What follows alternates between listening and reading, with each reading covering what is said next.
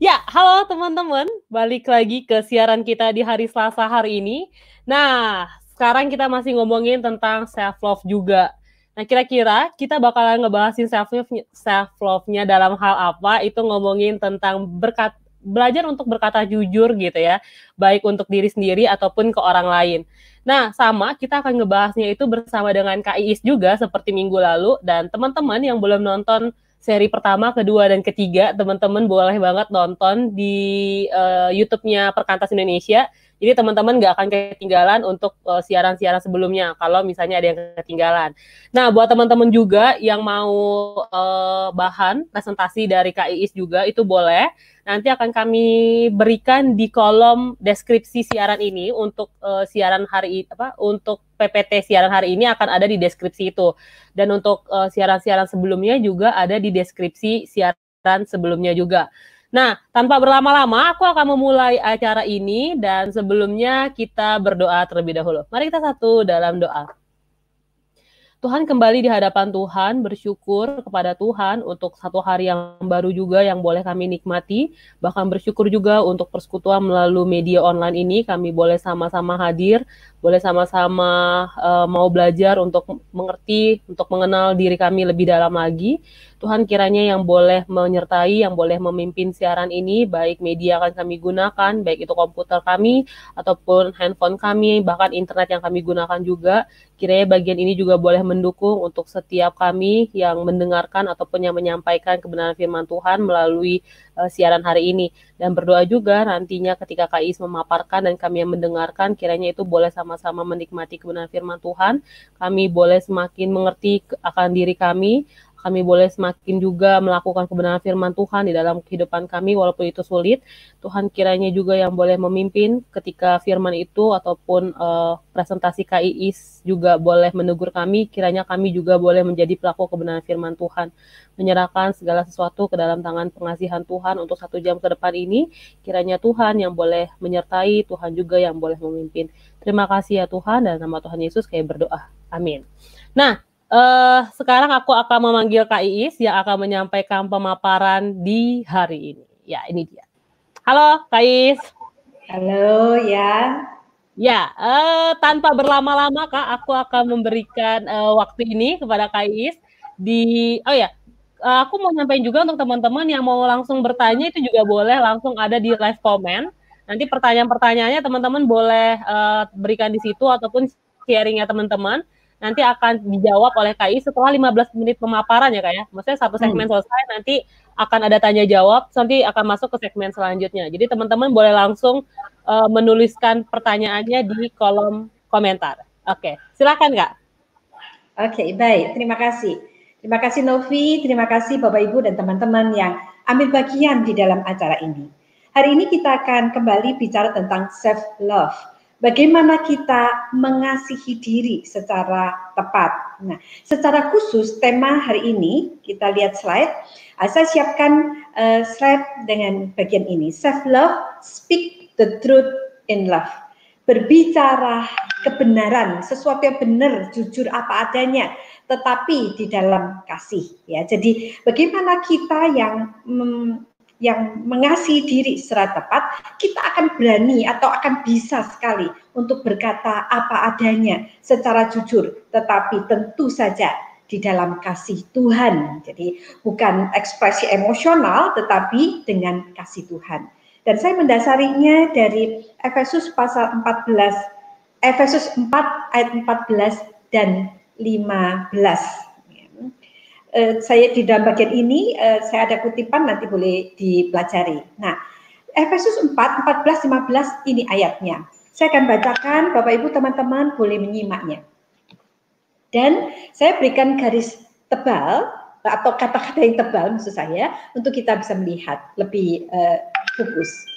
Sehingga kita bukan lagi anak-anak yang diombang-ambingkan oleh rupa-rupa angin pengajaran, oleh permainan palsu manusia dalam kelicikan mereka yang menyesatkan, tetapi dengan teguh berpegang kepada kebenaran di dalam kasih. Kita bertumbuh dalam segala hal ke arah Dia, Kristus yang adalah kepala. Kalau kita lihat dua ayat ini, maka ayat 14 itu berkata, kalau kita ini dewasa, sudah dewasa secara rohani, maka kita, ya, dewasa rohani itu, artinya kita tidak diombang-ambingkan oleh rupa-rupa angin pengajaran, maka kita bisa teguh berdiri berpegang kepada kebenaran. Jadi, ini luar biasa pentingnya konsep ini bagi orang percaya, bagi orang Kristen.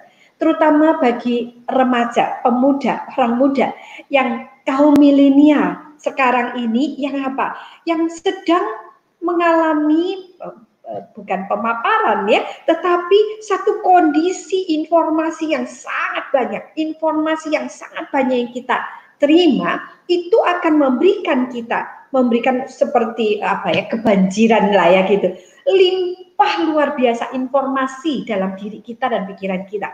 Nah, banjirnya informasi ini membuat kita sebenarnya akan menerima konsep-konsep. Ada yang benar, ada yang enggak. Ada yang menjadi begitu bahaya itu apa? Jadi tipis sekali antara kebenaran firman Tuhan sama kebenaran umum.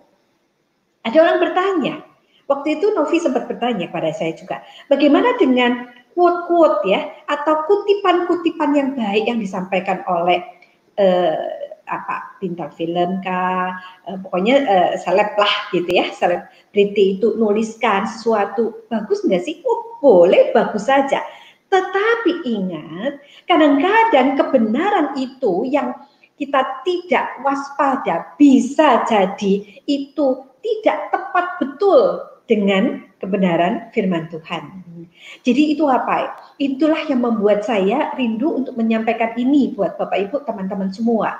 Kalau kita sudah dewasa rohani, mari ukuran dewasa rohani itu apa? Kita tidak diombang-ombang ambingkan oleh rupa-rupa angin pengajaran, sehingga kita ini teguh berpegang kebenaran. Nah, di dalam ayat 15 tadi itu teguh berpegang kebenaran di dalam kasih. Ya. Ini dalam bahasa Indonesia menarik mau menjelaskan kekuatan kita. Kekuatan kita di dalam kebenaran. Kita tidak mudah diambang-ambingkan oleh konsep-konsep dunia dan waspada menjadi sangat duniawi. Yaitu seperti apa? Kita terus bertumbuh ke arah Kristus. Pegang kebenaran, bertumbuh. Pegang kebenaran. Nah, tetapi saya menarik kalau kita lihat terjemahan dari ESV. Kita lihat slide berikutnya. Kalau ESV dia menerjemahkannya seperti ini. Ya, so that we may no longer be children, tossed to and fro ya, by the waves and carried about by every wind, ya, every wind doctrine, jelas angin rupa pengajaran, by human cunning, by craftiness in deceitful scheme. Rather, speaking the truth in love, we are to grow up in every way into Him who is the head, into Christ. Speaking the truth in love. Ya. Jadi kalau ESV menerjemahkan, we may no longer the children. Kita ini bukan anak-anak lagi loh, gitu ya. Persis terjemahannya dalam bahasa Indonesia. Kita bukan anak-anak. Nah, kalau dalam bahasa Indonesia mau menekankan kita teguh berpegang, tetapi dalam ESV diterjemahkan dengan apa? Speaking the truth in love. Speaking the truth. Ya, speak the truth. Menyampaikan kebenaran. Kadang-kadang ada dua hal yang berbeda ya, antara berpegang kebenaran sama simpan sendiri. Tetapi ini beda, yaitu kalau dua hal disatukan maka luar biasa bagusnya. Menjadi orang yang dewasa rohani itu adalah dewasa di dalam pengajaran, kuat di dalam pengajaran firman, dan berani mengatakan, berani memperkatakan, berani menyampaikan kebenaran firman Tuhan. Jadi apa artinya? Kalau kita berani menyampaikan kebenaran firman Tuhan, maka berarti kita ini bisa mengatakan apa adanya kebenaran itu gitu. Jadi bukan perkataan yang kita lakukan itu hanya menyenangkan orang gitu, tidak, tetapi sesuatu yang memang seharusnya dikatakan. Yang menjadi pertanyaan seperti ini. Kalau kita dipanggil menjadi orang percaya, kan kita mau jadi berkat buat orang lain. Kalau kita mau jadi berkat buat orang lain, apakah kita kemudian boleh ya?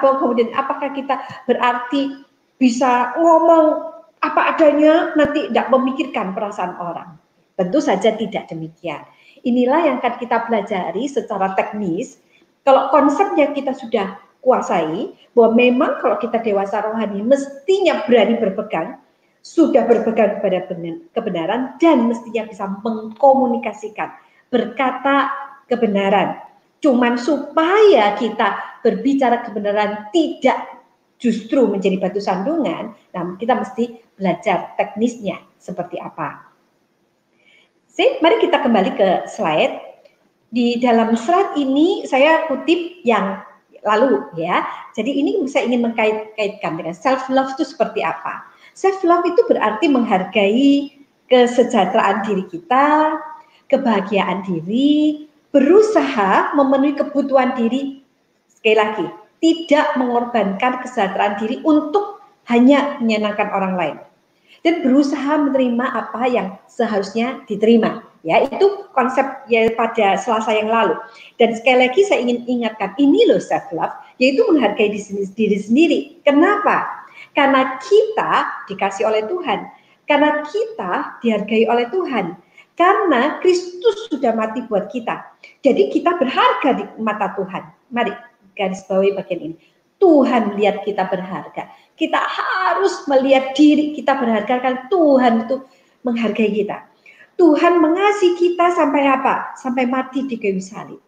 Jadi kalau kita akhirnya masih ada bagian, kadang-kadang muncul perasaan, kenapa aku begini, kenapa kita tidak berharga. Mari kita ingat bahwa kita itu konsep yang salah.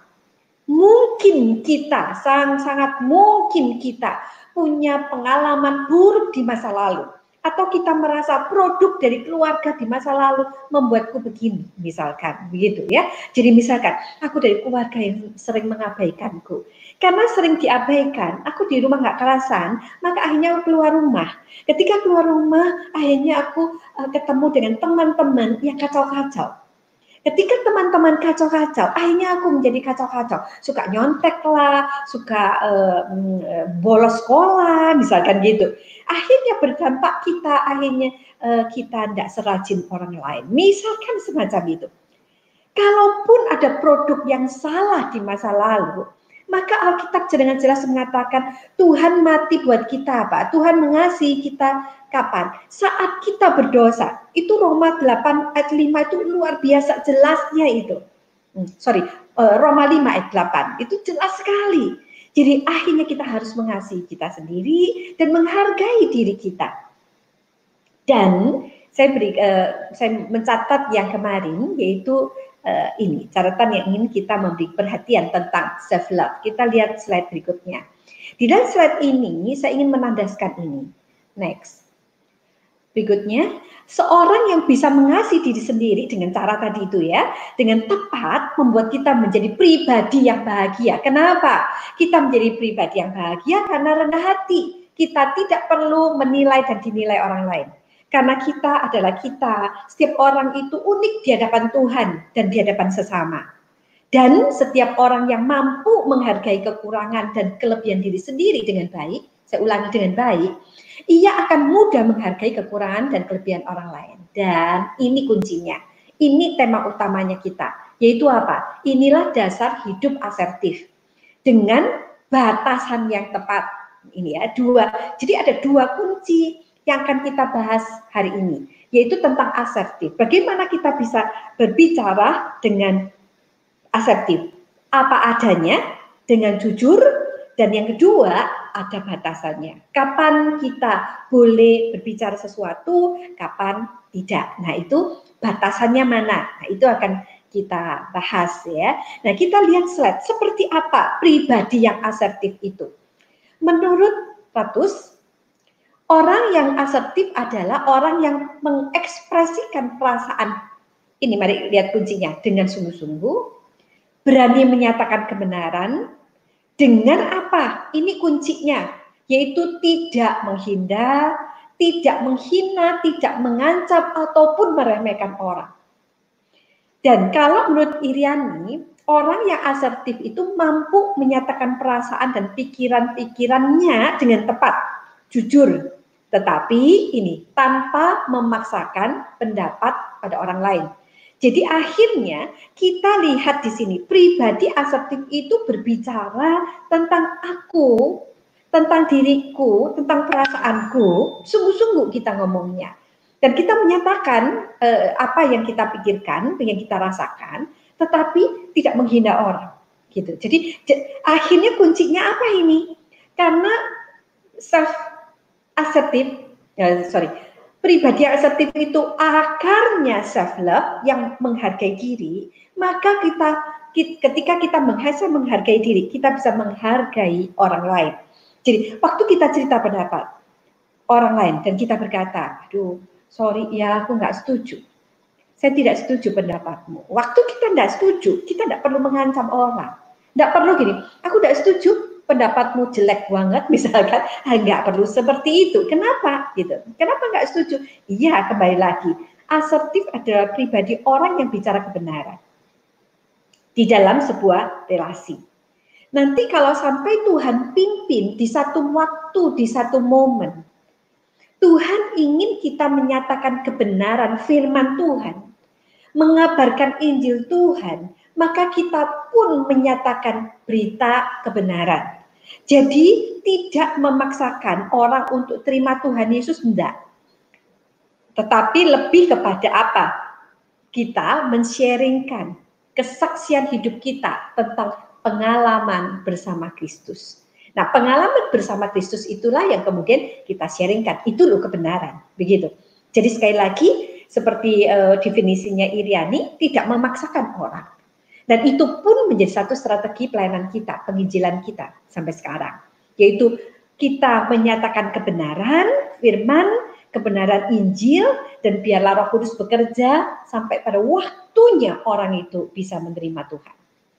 Nah, di dalam sebuah relasi percakapan, relasi kita dengan siapa saja, pribadi yang asertif adalah pribadi yang betul-betul dia akan berani menyatakannya. Dan bagaimana perilakunya? Kita lihat slide ini. Perilaku dan komunikasi orang asertif kayak apa? Orang yang asertif adalah orang yang mampu mengkomunikasikan apa yang ini kuncinya diinginkan, dirasakan, dan dipikirkan kepada orang lain dengan tetap menjaga dan menghargai hak-hak serta perasaan orang lain. Sekali lagi, dia memiliki batas yang tepat. Jadi waktu batasannya kayak apa itu nanti di slide berikutnya. Tetapi saya ingin fokus kita kepada pribadi yang asertif ini. Jadi kita menjadi pribadi yang tahu apa sih yang kita inginkan, apa yang dirasakan, apa yang dipikirkan. Jadi orang yang self love mengasihi diri sendiri secara tepat. Dia tahu apa yang diinginkan, dipikirkan, dan yang diinginkan. Tidak apa-apa. Kita bukan kalau kita ingin sesuatu, wah aku pengen jalan-jalan misalkan, pengen jalan-jalan ke luar negeri misalkan. Gak apa-apa, semua itu keinginan itu bagian dari keinginan kita gitu. Tidak ada yang salah. Hanya nanti kita sendiri akan mengelola diri kita. Apakah keinginan itu proporsional apa enggak gitu ya. Di masa pandemi kok sekarang ini masih belum masa pandemi belum pulih banget, kita sebaiknya masih di dalam rumah kan. Nah, seperti itu. Apalagi kalau saya sekarang ada di Jawa Timur yang zonanya masih merah begitu. Nah, kita tentu saja komitmen yang kita ambil apa? Ya lebih baik di rumah kecuali ada sesuatu yang perlu. Nah, perilaku asertif ini berada di titik, kita lihat slide ya, di titik tengah antara perilaku submisif, ya, perilaku submisif dan perilaku. Nah, kita lihat karakteristiknya seperti apa asertif itu. Kita slide sebelumnya, mungkin ada kalimat saya agak ketinggalan. Oke, ini yang paling bawah. Perilaku asertif itu berada di titik tengah antara perilaku submisif dan agresif. Jadi tidak submisif, tidak agresif. Seperti apa submisif, agresif? Nanti saya akan jabarkan. Ini dulu, kita akan fokus kepada komunikasi asertif. Nah, sekarang karakteristiknya kayak apa? Kita lihat next berikutnya. Karakteristik asertif itu apa? Jelas ini kelihatan. Oh, kelihatan dari apa? Berani berpendapat di depan orang. Berani berpendapat. Terus apa? Memperhatikan dan memikirkan pikiran, perasaan, kebutuhan, hak dan hak orang lain. Nah, ini kuncinya. Dan bersikap tenang dan bijaksana. Jadi ini kuncinya, seorang yang punya karakteristik asertif, dia akan berani berpendapat dan memperhatikan pemikiran, perasaan, keuntungan, kebutuhan, hak orang lain. Nah, jadi ini bedanya tadi itu ya. Kita berhenti sebentar di sini, mari kita lihat ini. Ya. Jadi kalau kita ini menjadi seorang yang asertif, maka kita ini menjadi orang yang berpendapat. Kadang-kadang begini, saya itu mau menyatakan kebenaran, terus bagaimana? Gitu ya. Maka dari definisi ini atau dari karakteristik ini, maka tentu saja kadang-kadang kita masih perlu latihan mengkomunikasikan diri. Latihannya ngomong dengan siapa? Ngomong dengan diri sendiri gitu. Nah, Bapak Ibu dan teman-teman yang dikasihi oleh Tuhan, asertif ini luar biasa pentingnya karena ini modal dasar komunikasi relasi dengan siapa? Dengan orang-orang yang kita cintai. Terutama nanti kalau sudah dengan orang cintai, dalam rumah tangga kita, di tempat kerja. Harap topik ini menjadi topik yang dapat ada banyak teman-teman mengikuti apa sesi ini. Karena ini modal dasar ke dunia kerja. Kalau dalam dunia kerja itu modal, menurut saya salah satu modal untuk menjadi seorang yang sukses adalah berani mengkomunikasikan, berani berpendapat. Kalau kita ini tidak berani berpendapat atau pendapat kita tersimpan terus, mana orang tahu kalau kita ini pinter misalkan gitu ya, atau kita ini benar misalkan. Jadi komunikasikan. Orang itu tidak, walaupun orang sedekat apapun, suami istri sekalipun, orang tua anak sekalipun, orang yang orang kembar sekalipun, tetap kita itu memiliki cara berpikir yang unik tiap-tiap orang. Jadi kita itu perlu mengkomunikasikan. Nah, semakin kita dewasa rohani, waktu kita mengkomunikasikan, kita juga minta pertimbangan, begitu. Kita juga pertimbangan. Jadi misalkan, ini satu kisah. Satu saat di dalam tim saya ada teman yang mau latihan pelayanan di antara orang-orang di bawah jembatan gitu. Saya selalu ingatkan kepada adik-adik ini, kalau pelayanan di antara orang-orang di bawah jembatan, ingat pakaian kita nih, mau sebagus apapun, tidak boleh dipakai. Lepaskan, pakailah baju sederhana ke sana. Kenapa? Ya inilah asertif. Yaitu bukan sok berkata, ya aku memang ini punya kok, ini aku baju tidak pinjam misalkan. It's okay, betul. Tetapi kalau kita ini asertif adalah orang yang berkata apa adanya, juga memikirkan pertimbangan orang lain. Jadi artinya ya kita masih mempertimbangkan kalau kita baju kita bagus, terus mereka di bawah jembatan dengan segala kesederhanaan. Dan itu justru tidak membuat komunikasi bagus kan. Nanti kebenaran kita sampaikan nggak akan nyampai. Kenapa? Ya karena lihat sisi ini yang nggak sampai. Bapak Ibu teman-teman bisa menangkap poin ini penting sekali. Asertif adalah mengkomunikasikan, tetapi juga mempertimbangkan orang lain. Dan kemudian yang muncul adalah tenang, bijaksana, wise, ya tenang sekali. Dia tidak penuh dengan emosional. Gitu. Yang berikutnya, perilaku asertif itu seperti apa? Orang yang punya perilaku asertif itu adalah menyadari dan memperhatikan kebutuhan orang lain, menghargai orang lain, dan ini kuncinya ya. Jadi sekarang perilakunya itu kelihatan gitu. Kalau kita ini bersikap untuk menghargai, gitu, menghargai sikap hormat kita. Kalau tadi lebih kepada karakteristik pribadi, karakteristiknya. Nah sekarang perilaku yang kelihatan itu kelihatan gitu. Langsung memberi perhatian pada orang, menghargai orang lain. Tapi tetap waktu menghargai orang lain, memberikan orang lain. Karena menghargai dan kita memberikan terbuat buat orang lain, tapi tetap diri kita atau kebutuhan dasar kita tidak kemudian kita abaikan.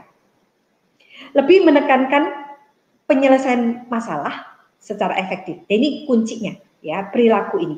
Jadi kalau kita lihat di sini menekankan penyelesaian masalah, jadi bukan begini, bukan masalah yang ada itu terus menjadi, ya itu masalah diberikan, bukan. Selalu berpikir bagaimana ini selesai ya, bagaimana ini bisa selesai begitu. Jadi selalu konsep pikirnya adalah aku mau mengatakan kebenaran, memikirkan orang, sikapku hormat, sikapku itu menghargai orang, memberi yang terbaik, tapi ada aspek yang lain yang kita tetap memperhatikan diri kita sendiri. Jadi sekali lagi kenapa kita menghargai diri sendiri? Karena kita sekali lagi Tuhan menghargai kita, kita juga menghargai tubuh kita. Tuhan menghargai tubuh kita karena tubuh ini bait Allah. Maka kita pun mesti menjaga diri kita. Gitu. Seperti pada Selasa yang lalu saya memberikan contoh ada seorang ibu yang betul-betul menjadi busung lapar. Kenapa? Karena makanannya itu diberikan pada orang lain sampai dia busung lapar. Nah, itu menurut saya tidak tepat. Ya, jadi asertif di sini letaknya. Bagaimana kita ngomong kebenaran, tetapi menjaga perasaan orang, tapi juga tidak kepada sampai kita melukai diri kita.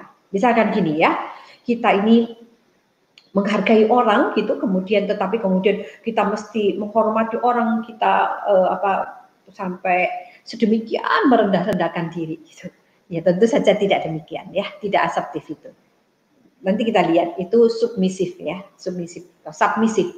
Nah, karakteristik nonverbalnya kayak apa? Kayak penampilan orang kayak apa? Suaranya sedang namun tegas ya, menatap langsung, ekspresi wajah, postur rileks gitu ya. Dan kemudian contohnya dia akan mengatakan pendapat saya ini. Bagaimana pendapat Anda? Nah, gitu ya. Bisa bantu saya mengerjakan ini sekarang, itu bukan saja, tapi saya.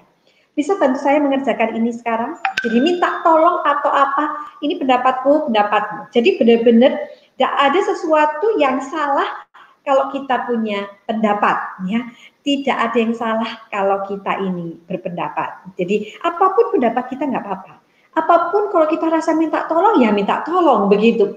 Kalaupun orang menolak pertolongan kita, permintaan kita, ya tidak apa-apa. Nah itu konsepnya. Jadi bukan begini, kalau ada orang nolak kita, kemudian kita, wah kecil hati lah, wah kenapa aku begini, itu tidak demikian, tidak demikian ya. Jadi orang asertif adalah orang yang bisa menolak, bisa ditolak, bisa minta tolong, bisa menolong, dan itu bukan sesuatu yang tidak biasa, itu harus diterima dengan biasa ya. Nah contohnya ini, saya berikan gambaran ini. Tipe orang asertif itu yang di tengah, asertif, submisif ya, submisif itu orang yang gitu ya, jadi dia menjadi ekstrim. Ini gambaran ekstrim sekali. Submisif itu orang yang tunduk, malu, lihat orang sambil ngintip-ngintip, atau orang yang anak yang agresif gitu. Yaitu seperti apa? Ya dia seperti mau menggigit orang. Pertanyaannya sekarang, apakah kita ini yang sudah dewasa dan kita merasa dewasa rohani selalu berada di tahap asertif? Tidak, teman-teman. Kadang-kadang kita berada di submisif, kadang-kadang kita di agresif. Kita semua berproses. Jadi jangan kecil hati. Hanya menjadi catatan adalah kalau kita terlalu sering submisif ya. Jadi terlalu sering submisif, tidak berani berpendapat iya terus. Bos ngomong apa, pimpinan ngomong apa, iya. Teman kerja ngasih pelayanan seabrek-abrek, kita tidak bisa menolak. Rekan pelayanan ngasih tugas banyak-banyak. Kenapa? Ya karena tipenya kita iya. Jadi pelayanan sampai tidak ada waktu untuk belajar, sampai nggak ada waktu untuk kita ini melakukan hal-hal untuk diri sendiri. Itu tidak demikian. Itu submisif ya. Jadi kita berada di posisi yang terus bertumbuh, nggak ada orang sempurna, nggak ada orang yang terus-menerus di asertif ya. Tetapi kita semua berjuang di asertif. Suatu saat orang yang kalem, baik, langsung agresinya muncul. Mungkin nggak sih? Mungkin sekali. Satu saat kita ini submisif, tunduk gitu. Mungkin nggak sih? Mungkin sekali. Kapan? Di mana? Kalau kita berrelasi dengan Iya, kalau dengan orang tua kita, kakek nenek kita, ya kita mesti submisif aja ya. Oke, seperti apa submisif itu? Sebelum saya break sebentar, saya ingin pribadi submisif itu seperti submisif. Orang yang submisif adalah orang yang cenderung menerima dan menyerah pada semua hal yang terjadi, sekalipun yang dihadapi itu buruk baginya.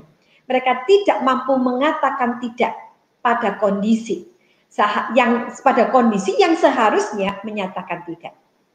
Perilaku seperti ini akan menghambat perkembangan diri dan pengembangan ini salah ketik ya, pengembangan kerjasama dengan siapapun. Jadi sekali lagi, jadi pribadi ya submisif ini menjadi pribadi yang seperti apa? Menjadi pribadi yang iya terus. Dan kalau pribadi submisif ini pada anak-anak siswa dan mahasiswa, dia gampang sekali ke bawah apa? Ke bawah arus zaman, teman-teman begitu. Gampang sekali nanti kepada kelompok yang pornografi kah, gampang game kah, atau apa. Jadi gampang sekali nanti kita kebawa ke area-area atau hal-hal yang tidak sesuai. Kenapa? Nggak berani menolak. Terutama anak-anak siswa ya, yang kemudian misalnya ditawarin rokok, mereka memang masih masa-masa sangat labil ya, masa-masa yang sangat labil.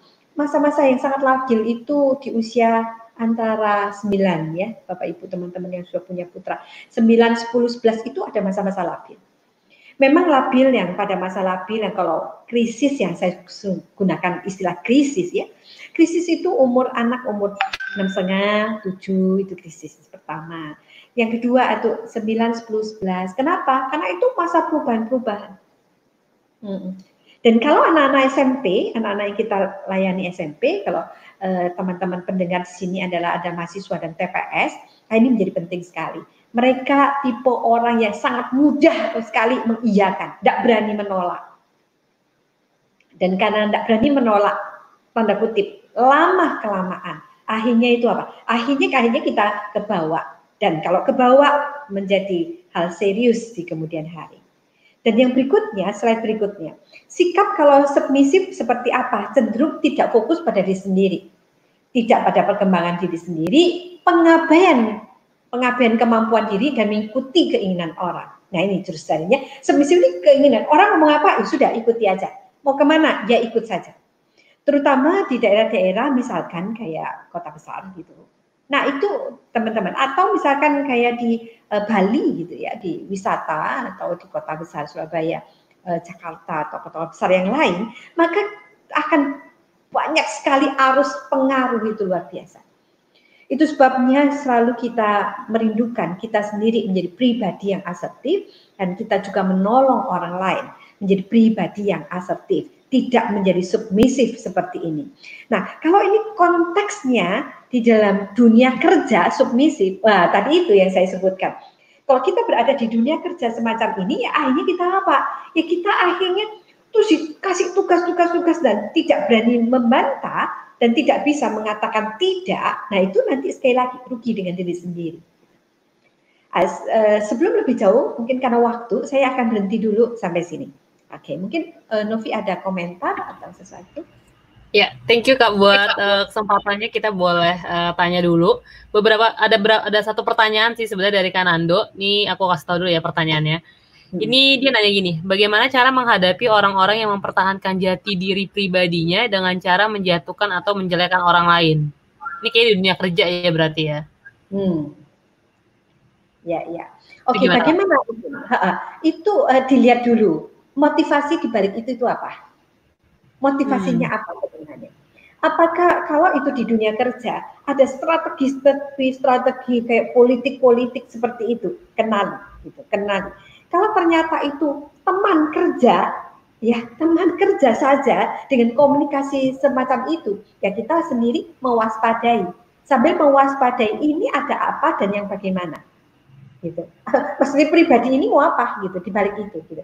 Jangan sampai kita terlalu polos, akhirnya hal-hal yang nggak bagus, gitu. Atau menjadi pribadi yang submisif itu menjadi kemakan dengan orang-orang seperti ini, jadi termakan begitu.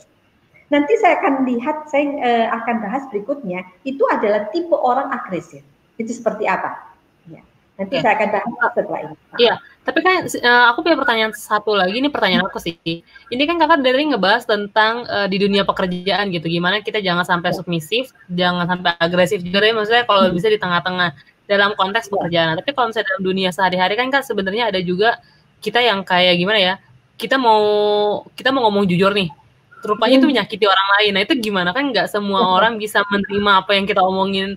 Kita udah berusaha untuk tepat gitu kan ngomongnya, tapi kan yang dia dapat kan bisa beda nih. Nah terus gimana dong kode kayak gitu Kak? Ya, kalau itu sebuah relasi yang khusus misalkan, ini relasi khusus itu relasi yang betul-betul saya sebut khusus itu kalau relasi itu teman dekat banget, anggota KTB atau model kalau akan mendekati berpacaran. Relasi ini harus bagaimana diperjuangkan sama-sama asertif.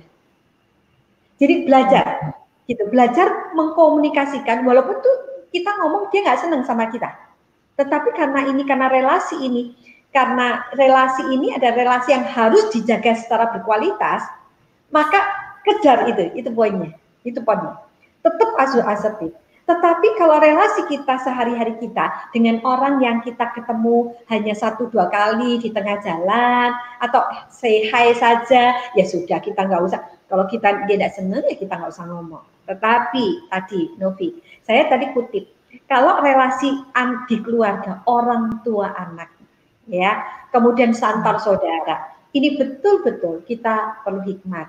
Karena kalau orang tua kita, figur otoritas yang kakek nenek kita, maka kita yang asertif pun bisa dianggap, kalau budaya tertentu dianggap tidak sopan. Itu kan? Tetapi kita tetap harus belajar seperti apa begitu. Nanti di hampir-hampir akhir saya akan sampaikan seperti apa teknisnya. Tetapi kuncinya begini, kita satu saat memang kita selalu bisa fleksibel, submisif, agresif dalam hal apa begitu ya. Tetapi kita mesti lihat konteksnya seperti apa. Gitu Novi. Oke. Sejauh ini kita udah selesai dulu pertanyaannya, Kak boleh lanjutin dulu pemaparannya. Ya. Nah, saya ingin melanjutkan dengan slide tadi itu tentang karakteristik submisif ya. Jadi karakteristik kayak apa? Dia cenderung menghindari konflik, cenderung mengabaikan kebutuhan diri, kurang mampu mengekspresikan, dikuasai rasa takut, bersalah, tertekan. Jadi belum apa-apa sudah rasa bersalah dan tertekan. Kalau konteksnya di dunia kerja, ya, ini malah sekali lagi kita nggak bisa jadi maju. Kenapa kita nggak bisa maju? Ya iya, apalagi apa-apa terus takut, mau berpendapat takut, mau menolak takut, mau bertanya juga takut, begitu ya. Atau misalkan ada perintah dari pimpinan, menurut kita itu tidak bijaksana keputusan dia, dan kita merasa bersalah duluan ketika kita tanda kutip protes. Menurut saya protes nggak apa-apa asal jalurnya tepat. Menolak nggak apa-apa kalau jalurnya tepat ya. Nah, di slide ini kemudian saya berikan kunci. Responnya cenderung terlambat. Setelah masa berlalu baru mengeluh di belakang. Jadi sudah setelah selesai baru kita nangis. Kenapa begitu? Nah, itu baru protes ya. Nah, itu adalah karakteristik submisif atau submisif tadi itu. Nah, perilakunya kayak apa? Apa yang dia pikirkan orang-orang submisif ini? Mengikuti permintaan orang lain, menomorduakan kebutuhan perasaan diri sendiri, menganggap diri lebih rendah dari orang lain. Nah, ini dia. Kalau kita ini self-esteem-nya belum matang, saya ulang, self-esteem-nya belum matang, kalau self-esteem-nya atau penghargaan dirinya belum proporsional, belum tepat, maka self-love-nya juga belum. Akhirnya penghargaan dirinya kurang, mengasihi dirinya kurang.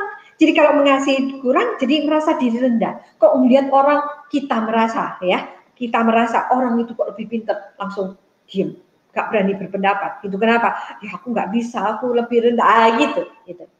Ya. Jadi ini konsep yang kita bawa, penghargaan diri kita. Kita harus belajar menghargai sekali lagi kelebihan dan kelemahan kita. Setiap orang di dunia ini nggak ada yang sempurna, nobody's perfect, nggak ada orang sempurna. Jadi kalau orang tahu kelemahan kita, gak apa-apa. Orang tahu bahwa kita ini gak sepinter-pinter amat lah, gak apa-apa. Kenapa? Ya setiap orang punya kelebihan kelemahan masing-masing gitu. Memang ada orang-orang yang diberkati lebih dengan banyak kelebihan, sedikit kelemahan. It's okay.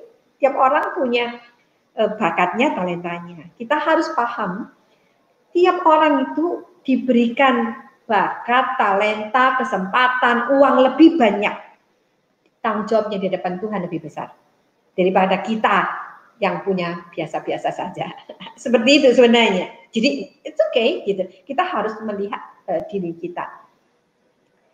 Tidak semua, contoh yang paling gampang ya, tidak semua orang siap diberi modal usaha misalkan 5 miliar.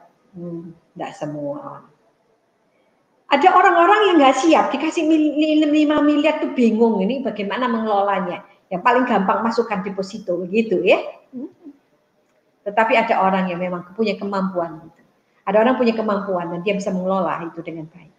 Dan itu sebabnya kita tidak perlu merasa kecil hati ketika kita tidak punya seperti orang punya.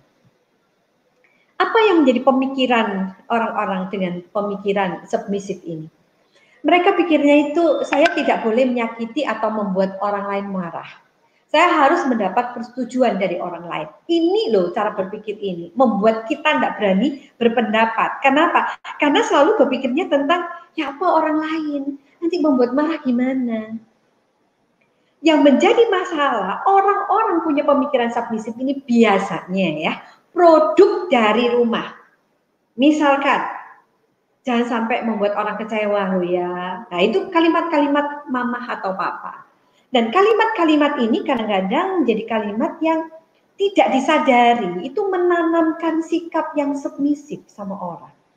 Dan produk pola asuh kita itu seperti itu. Jadi waktu kita berpendapat, jangan nanya lah, kenapa nanya gitu? Kamu tuh sok pinter aja, gitu ya. Jadi itu akhirnya pendam. Sekali lagi, ini proses menjadi submisif itu atau menjadi asertif itu juga proses pola asuh dan itu adalah kompleksitas ya. Tapi dasarnya adalah self esteem, self love dan kemudian kita bisa asertif. Kita lihat slide berikutnya. Bagaimana karakteristik nonverbal submisif ini? Dia ragu-ragu, suaranya pelan, hanya sekali-sekali berani kontak mata. Gerakannya cenderung nervous, cenderung mencari pegangan, misalkan ya, sapu tangan lah, begini-begitu. Bahunya cenderung turun, ya, lengan melintang untuk melindungi diri, ya. Jadi tangannya nutup diri gitu, ya. Jadi tangannya melintang. Nah, itu adalah ciri-ciri yang nonverbal kelihatan. Jadi kalau tadi itu ya, jadi itu sebabnya, Bapak Ibu. Kalau mengingatkan anak-anaknya atau anak-anak, ini ada mahasiswa yang nonton ini, ingat ini. Kalau mau masuk wawancara kerja, jangan pegang-pegang, misalkan pegang tisu, pegang-pegang kunci mobil, pegang itu kata nervous dan kuat itu tentu pribadi yang asertif. Ya, jadi juga supaya di contohnya di situ.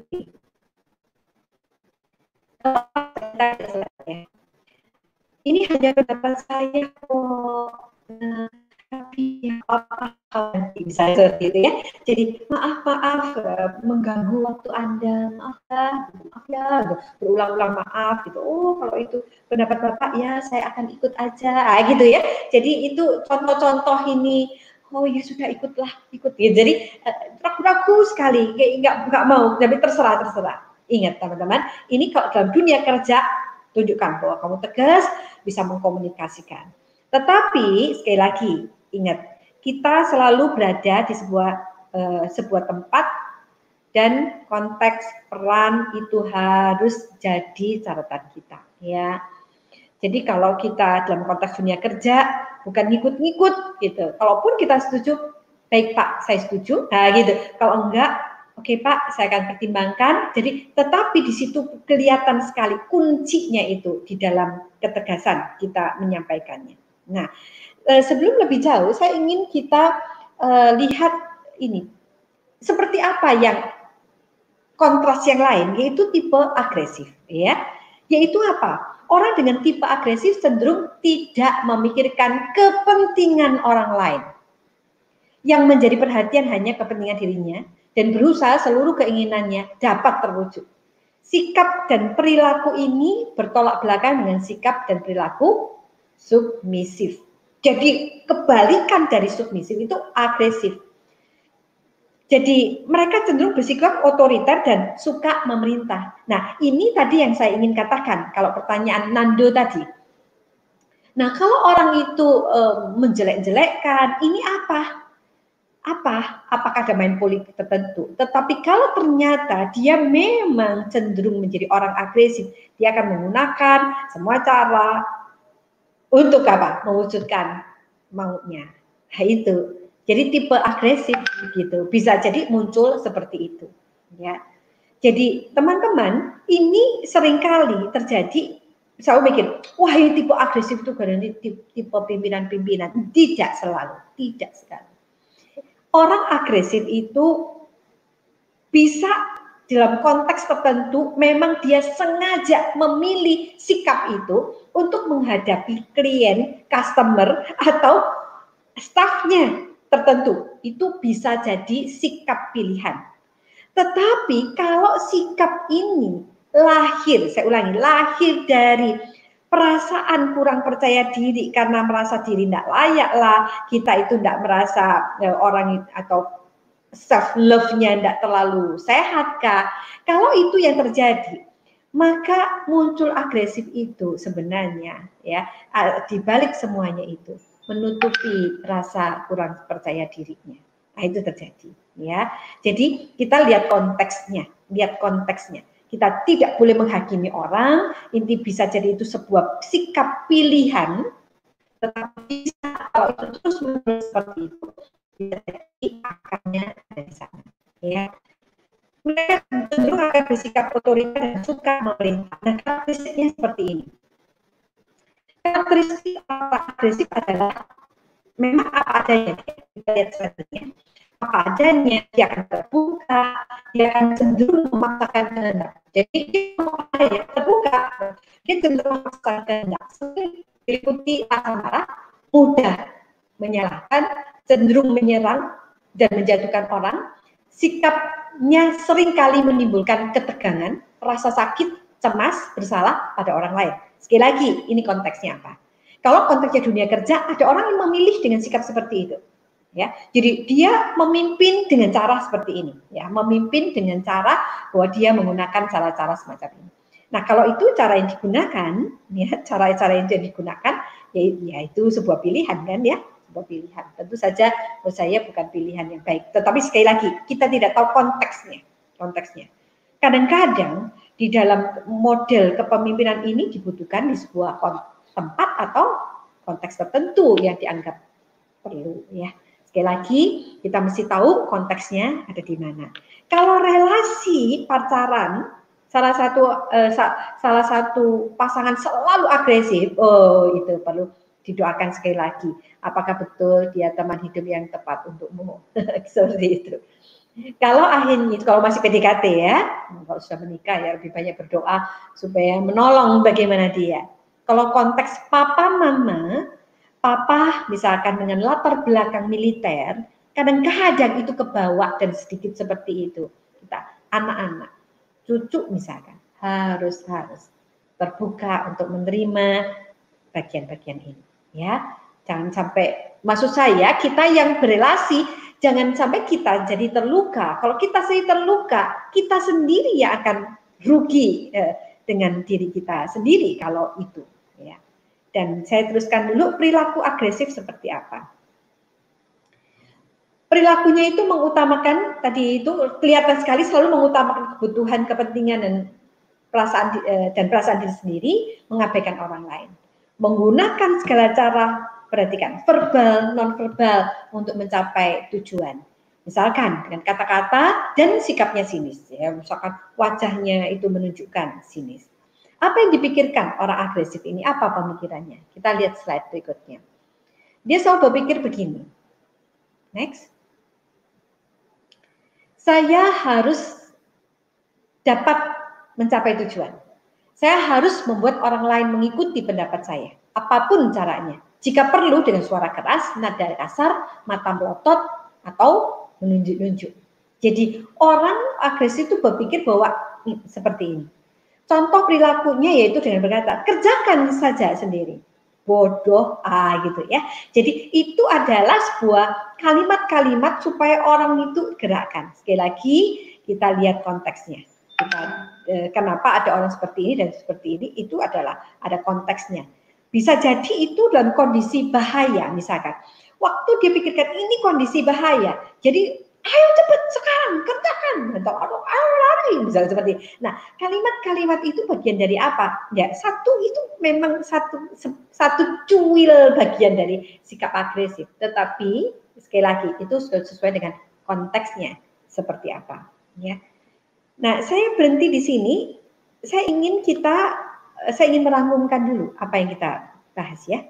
Jadi orang yang self esteemnya baik ya, orang yang akhirnya bisa self acceptance, penerimaan diri baik, jadi bisa menghargai, kita bisa menerima diri apa adanya, dan kita bisa mengasihi diri.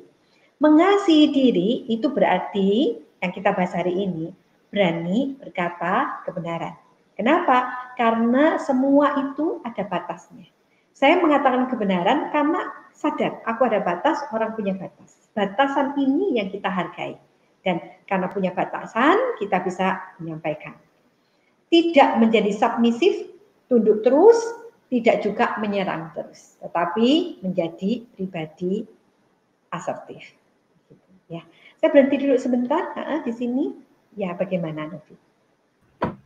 Iya, kita ada beberapa pertanyaan nih Kak dari teman-teman yang nonton.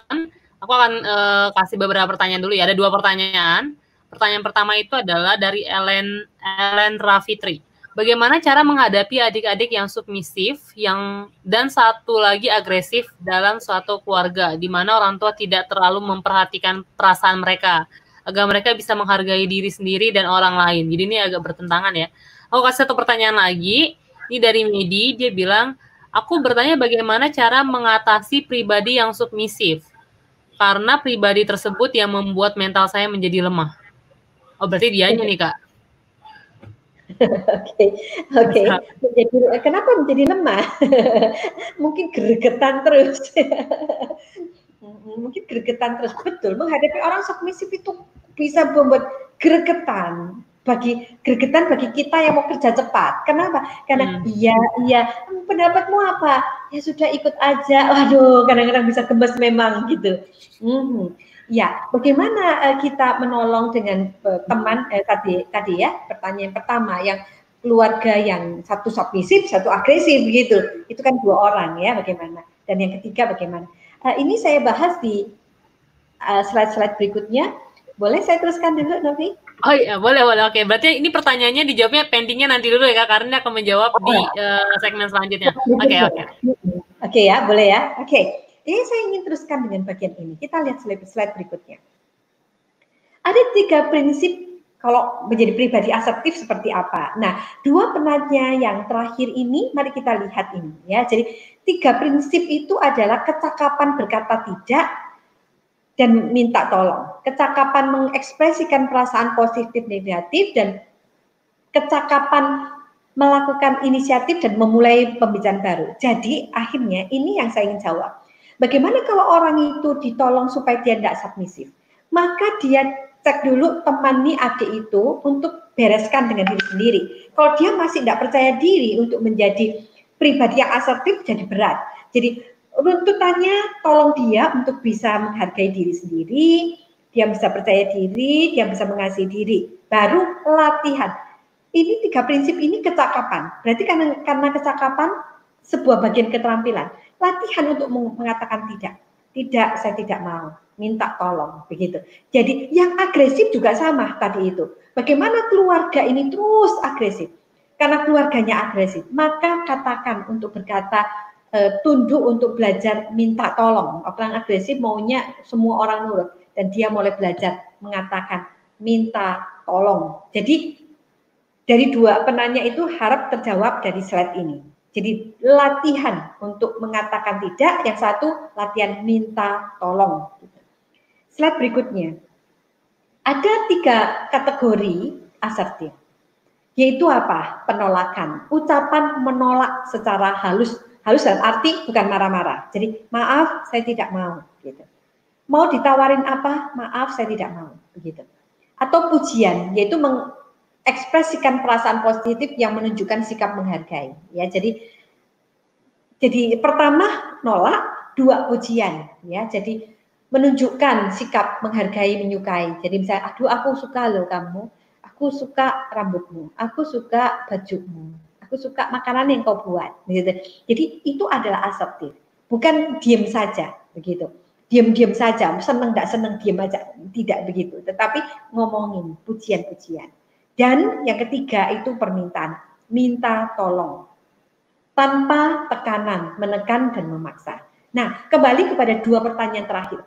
Tadi, kalau tipe-tipe orang agresif, latihannya adalah minta tolong. Jadi latihan, jadi paling sedikit, ajaklah dia untuk latih, berkata, misalnya, Kak mau ini. Dan sekarang selalu kita ngomong, tunggu dulu, bilang dulu minta tolong. Secara verbal kita latihan. Gitu. Jadi kalau di ruang-ruang konseling juga begitu. Ada orang-orang yang tidak terampil mengatakan tidak, gitu. Minta tolong, terima kasih, maaf, itu perlu latihan. Ya. Berikutnya.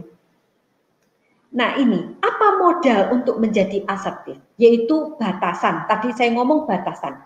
Batasan nanti kalau dalam literatur tertentu bisa diterjemahkan sebagai boundaries dalam bahasa Inggris ya, boundaries, batasan. Adalah kemampuan untuk memisahkan diri, menjaga jarak yang sehat dengan orang lain. Bapak Ibu, apakah ini menjadi egois? Tidak, Bapak Ibu teman-teman, ini bukan egois.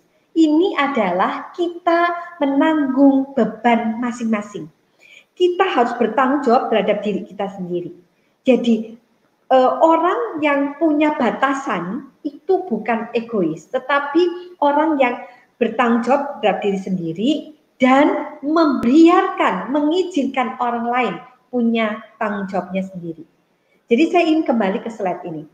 Batasan yang sehat, jadi batasan yang sehat datang dari apa? Penghargaan diri dan mengasihi diri secara sehat juga.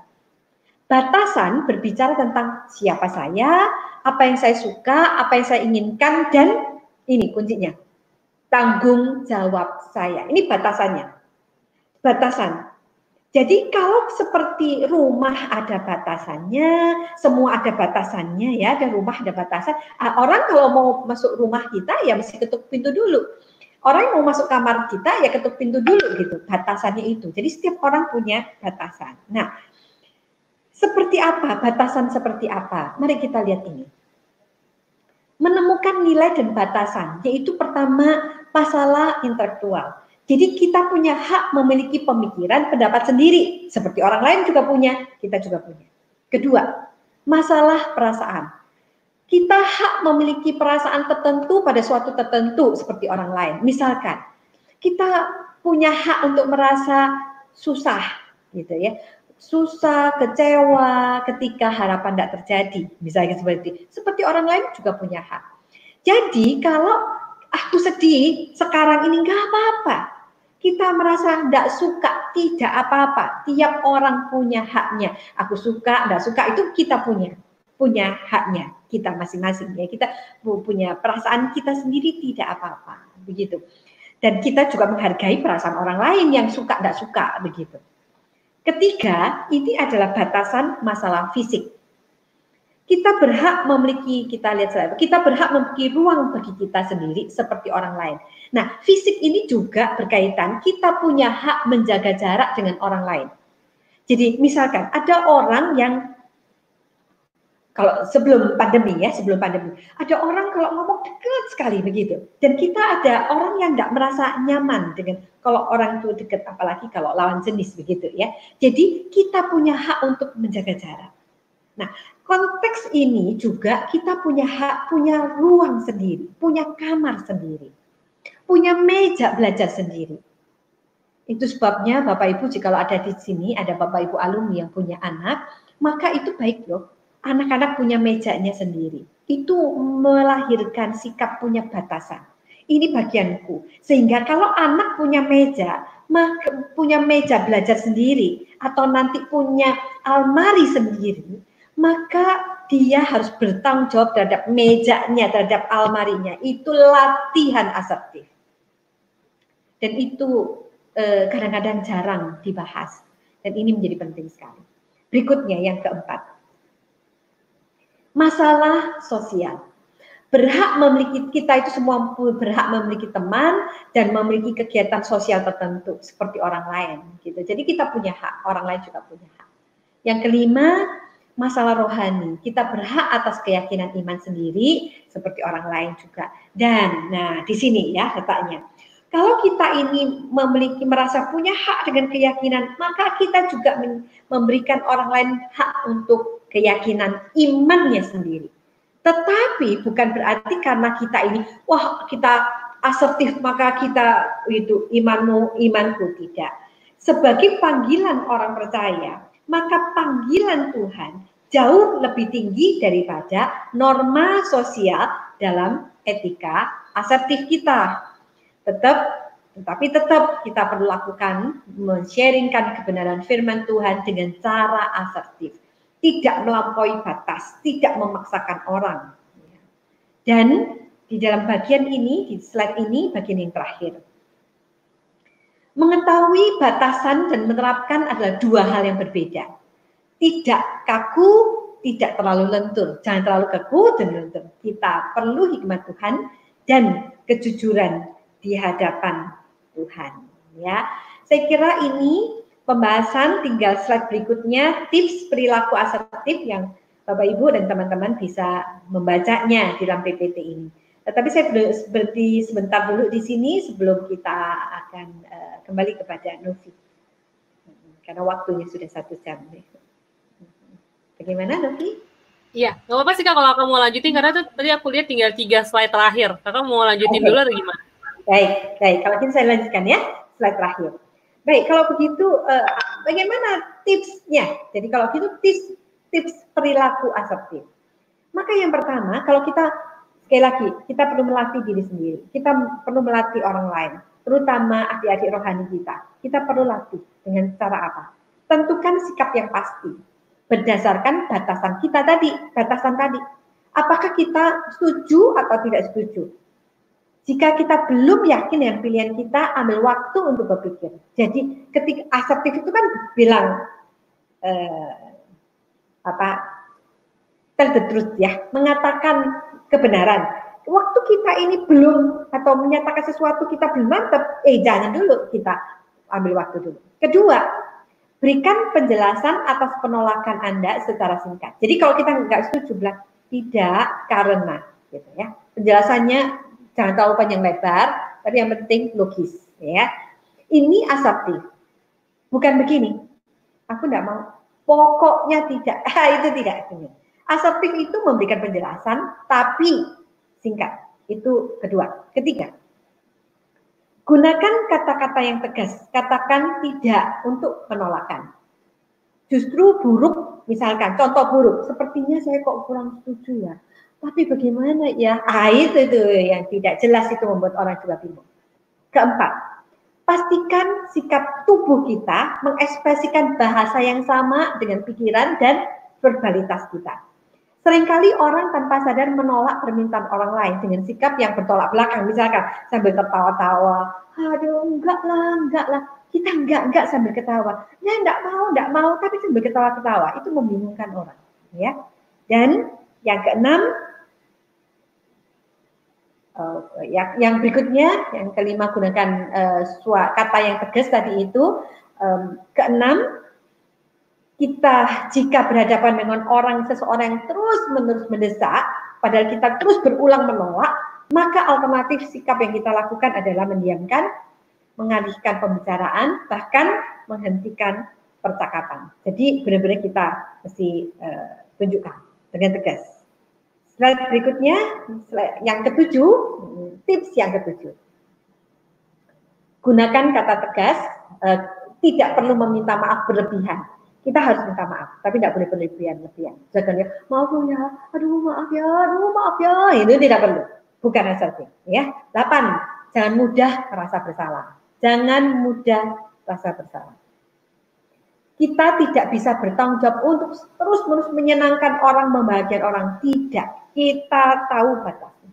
Ya, kita tahu batasnya. Tips terakhir. 9. Kita bisa meminta pihak ketiga agar kedua belah pihak mendapatkan jalan tengahnya tanpa harus mengorbankan perasaan, keinginan, dan kepentingan masing-masing. Ya. Gambar ini saya kira mewakili ya. Asertif itu selalu kita mempertimbangkan diri kita, ya, orang lain, kebutuhan orang lain, kebutuhan diri kita sendiri. Baik, sebagai penutup, setiap orang dalam proses. Tetapi mari biar proses kita makin hari makin maju, dinamis, progresif. Seseorang yang bersuka cita karena jawaban yang diberikannya. Dan alangkah baiknya perkataan yang tepat waktu, kata Amsal 15:23. Dan sebagai penutup juga, saya berikan quote ini, atau kita lihat quote yang di sini ya, saya baca. Magic word, apa kata-kata magic itu? Yaitu, saya setuju, saya hargai, saya akan coba, tolong, terima kasih, silahkan, tentu, maaf, mohon, harap, dan seterusnya. Dan kata-kata sejenisnya. Orang asertif adalah orang yang bisa mengatakan ini semua. Ya, sampai demikian, sampai sejauh ini, biarlah ini bisa menolong banyak orang. Iya. Kak, thank you sih buat pemaparannya. Tapi akhirnya aku punya beberapa pertanyaan sebelum kita mengakhiri gitu kan. Ini bukan pertanyaan dari para penonton, tapi pertanyaan aku sendiri gitu. Tapi kan ada beberapa hal yang menarik sebenarnya dari kakak bilang tadi. Kayak kakak tadi kan sempat bilang ya nggak masalah gitu, ada orang yang tahu kelemahan kita gitu. Karena setiap kita kan nggak ada yang perfect seperti itu. Tapi ada juga pandangan orang yang melihat bahwa justru kelemahan kita itu jangan sampai ketahuan sama orang, karena nanti kasarnya tuh karena kelemahan itu akhirnya kita jadi dijegal karena kelemahan kita gitu kan. Nah, itu gimana melihat apa? Jadi bumerang buat kita. Iya, benar. Nah, maksudnya bagaimana untuk melihat pandangan seperti itu gitu kan? Itu yang pertama. Terus yang kedua adalah yang seperti ini. Jadi kan kakak juga bilang bahwa dalam keluarga, dalam keluarga gitu kan, baik orang tua ataupun anak itu punya batasan-batasan sendiri. Bahkan kakak tadi sempat ngasih contoh kayak anak harus punya meja belajarnya sendiri dan dia bertanggung jawab untuk meja belajarnya gitu. Tapi ada beberapa case gitu kan dalam keluarga yang orang tuanya misalnya kayak kepo banget gitu Kak. Dia kayak pingin segala sesuatunya tentang anaknya dia harus tahu gitu kan. Saya kayak buku catatan anaknya yang misalnya dia sendiri pingin tulis di situ gitu, terus orang tuanya baca, padahal anaknya nggak mau tuh untuk dibaca sama orang tua gitu. Nah, misalnya melihat seperti ini kan juga anak juga jadi nggak suka sebenarnya kan untuk melihat seperti itu, karena dia ngerasa dia punya batasan yang nggak semua hal orang tuanya harus tahu gitu. Yang dia mungkin mau keep itu sendiri, tapi gimana melihat orang tua yang kesannya tuh kayak pingin tahu gitu, kepo gitu kan. Nah, untuk hal-hal seperti itu gimana Kak? Ya, thank you. Kalau kita sebagai anak sudah dewasa, melihat mamah yang kepo karena mungkin rasa nggak aman atau pengen tahu sebenarnya ini anak udah punya pacar belum, pacarnya siapa, mungkin khawatir seperti itu. Maka kita sebagai anak harus memaklumi mama yang demikian. Jadi lebih kepada penuh pengertian saja. Biasanya mama-mama yang terlalu kepo, terlalu khawatir, itu karena ya mungkin konsep tentang atau punya alasan-alasan di masa lalu membuat dia seperti itu. Yang kedua, kemungkinan mama seperti itu tuh punya merasa bertanggung jawab terlalu besar terhadap anaknya, gitu. Jadi umur berapapun itu karena rasa tanggung jawab. Jadi kalau ditanya, "Mah, jangan kepo." Ya mama merasa tahu karena ini kamu anak mama, nah gitu. Apalagi kalau begini, kamu anak mama, anak mama satu-satunya. Jadi ada apa-apa, mama, gitu. Jadi ini konsep-konsep mama yang tidak tepat. Jadi akhirnya kita sebagai anak melihat bagian itu dengan kacamata mama punya konsep sendiri. Kalau bisa dijelaskan, kalau nggak bisa belajar menerima mamaku seperti itu dan jangan kebawa emosi. Kebawa emosi dan berkata, mama ini seakan aku nggak punya batasan seperti itu. Mungkin tidak gitu, mungkin tidak demikian karena cara berpikir ke sana gitu.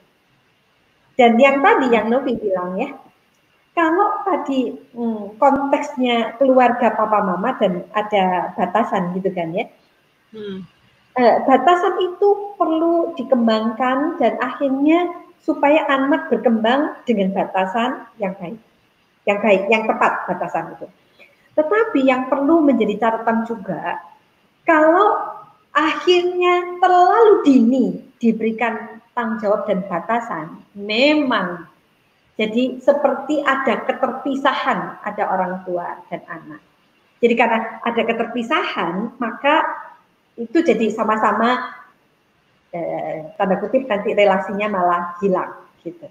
Dan yang ketiga dari komentarnya Novi, kalau relasi macam apa yang kita ini boleh secara jujur-jujuran melihat kelemahan kita, gitu kan? Tadi Novi bertanya, gimana dengan pendapat orang yang menganggap bahwa kita tunjukkan kelemahanmu karena itu menjadi bumerang bagimu, kan bisa begitu? Ya, itu konteksnya kalau kita berelasi dengan musuh-musuh kita. Tanda kutip, di tempat kerja yang kita tidak rasa aman. Tetapi di sebuah relasi intim, teman, sahabat, KTB, terus pacaran, harus jujur keterbukaan itu. Jadi, berarti bisa dibilang itu mesti berhikmat juga ya, kayak kapan tahu apa namanya kita harus jujur, kapan kita kayak oke ini nggak usah tahu gitu ya. Dan butuh waktu juga. Kalau kita terlalu jujur polos, itu justru nggak sehat. Misalkan saya suka ini ilustrasi ya. Jadi kalau ini suami istri, kalau suaminya itu merasa bahwa dia nggak suka pakaian atau potongan rambut si istrinya begitu, baru pulang dari salon, baru tunjukin Pak dari salon, tentu saja suami tidak ngomong asertif berkata, kok elek, terlalu pendek, nggak cocok, waduh, tahu terlalu pendek, kalau kepanjangan kurang pendek gampang, dia ngomong kependekan, elek kependekan nggak pantas, ayo coba seperti itu. Nah, itu bisa menjatuhkan mental, asertif tetapi tidak bisa. Kayak gitu. Jadi ada keterbukaan yang tertunda. Jadi ketika rambutnya udah panjang, nah si suaminya ngomong, iyalah rambutnya panjang lebih bagus daripada yang kemarin, kepedean. Tapi kan sudah panjang sekarang. Nah, itu berarti keterbukaan yang tertunda. Jadi kita perlu bijaksana. Berarti intinya yang lebih penting adalah kapan ngomong waktu yang tepatnya kayak. Maksudnya jangan ya emang sih mau ngomong jujur tapi lihat dulu kondisinya, sikonnya gitu. Apakah itu mendukung atau enggak? Itu kali juga jadi bagian yang tepat ya Kak ya. Betul. Kalau ini kita sedang bicara tentang pribadi asertif dan pola komunikasi asertif. Tapi waktu kita bicara tentang komunikasi secara utuh, pasti itu menjadi pertimbangan. Waktunya di mana ya? Waktunya kapan? Konteksnya apa? Ada di mana? Dan seterusnya. Seperti itu. Oke. Sebelum kita menutup ada satu pertanyaan baru. Ini dari Imelda. Dia bilang kayak gini. Kak, gimana caranya tetap seimbang dalam menjaga batasan tapi juga bisa tetap terbuka, misalnya dalam relasi dengan orang-orang terdekat seperti keluarga, sahabat, AKTB, teman KTB, dan pacar.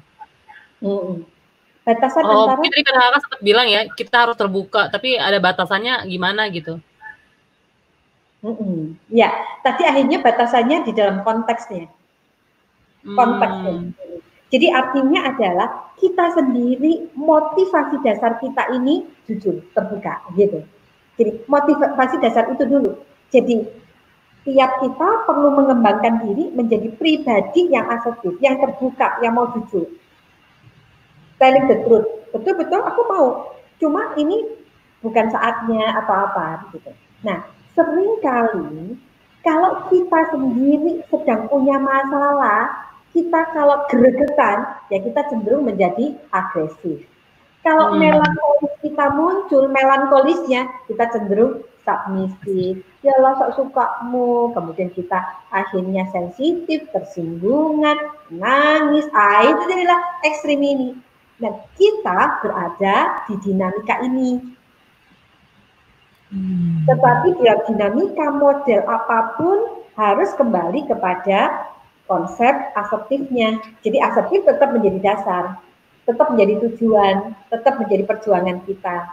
Nah, saya pun terus berjuang pada bagian ini. Oke, ya. Sejauh ini udah nggak ada pertanyaan lagi sih buat teman-teman, dari teman-teman yang nonton gitu. Dan minggu depan kita akan ngebahas masih tentang self love ya kayak, tapi dalam konteks yang berbeda lagi. Jadi buat teman-teman yang masih penasaran, ini segmen terakhir. Besok adalah edisi terakhir untuk ngomongin tentang self love. Jadi jangan lupa buat teman-teman, dan kalau ada yang ketinggalan bisa nonton juga di siaran sebelumnya di YouTube-nya Perkantas Indonesia. Nah, karena kita udah gak ada pertanyaan lagi dan pemaparan Kak Iis juga udah selesai, aku boleh minta Kak Iis juga yang boleh menutup kita dalam doa ya. Baik, mari kita berdoa. Bapa di dalam surga, terima kasih untuk kasih Tuhan kepada kami. Sehingga kami dalam segala kelemahan, dalam segala kegagalan, kadang-kadang kami merasa bahwa pola asuh masa lalu, pengalaman-pengalaman yang buruk di masa lalu membuat kami sekarang memiliki hal-hal yang buruk. Tetapi kami bersyukur untuk kasih-Mu ya Tuhan. Tuhan mengasihi kami, Tuhan mengampuni dosa kami saat kami berdosa. Saat kami masih dalam segala keterpurukan, kami bersyukur ya Tuhan untuk itu. Dan kami bersyukur kalau Tuhan terus mempercayakan kami dengan berbagai kesempatan, berbagai talenta yang ada. Ajarlah kami terus-menerus bisa melihat diri kami secara proporsional. Dan bagian hari ini tolong kami supaya bisa melihat diri sendiri secara proporsional dan melihat orang lain. Sehingga kami berani menyatakan kebenaran. Kami tidak terkungkung oleh pendapat orang, tak terkungkung oleh tekanan orang. Dan sebaliknya, kami tidak memaksakan orang lain, tetapi kami berani berkata, minta tolong, dan kami berani berkata tidak kepada hal-hal yang seharusnya. Mohon hikmat Tuhan kepada setiap-tiap kami, supaya kami bisa berelasi, berkomunikasi, sesuai dengan konteksnya, situasinya, sehingga nama Tuhan dipermuliakan, dan kami boleh menjadi berkat di rumah, di tempat kerja, di lingkungan teman-teman perkantas, di gereja, dalam pelayanan kami. Dengar doa kami ya Tuhan, yang kami naikkan di dalam nama Yesus Kristus Tuhan kami. Amin. Amin. Dan buat teman-teman, kami nggak lupa juga untuk ngasih tahu kalau misalnya setiap siaran yang ada hari ini itu bisa siaran PPT yang hari ini dikasih sama Kak Iis itu juga tetap ada di di websitenya Perkantas Indonesia. Jadi teman-teman bisa nonton di situ. Dan mau mengingatkan juga bahwa besok kita akan tetap ada siaran, yaitu Sejenak Menikmati Sabda, itu bersama dengan Kak Robert, itu dari staf Mataram. Jadi teman-teman jangan lupa untuk bisa menonton kembali renungan bersama dengan kami di besok siang jam 1 WIB, pukul 1 WIB. Itu temanya tentang berharga di mata Tuhan. Dan sore harinya akan ada tetap siaran bersama dengan teman-teman Banyol. Itu ngomongin tentang panggilan hidup setelah kuliah, kita mau kemana ya? Kerja, tapi kerjanya buat apa? Seperti itu.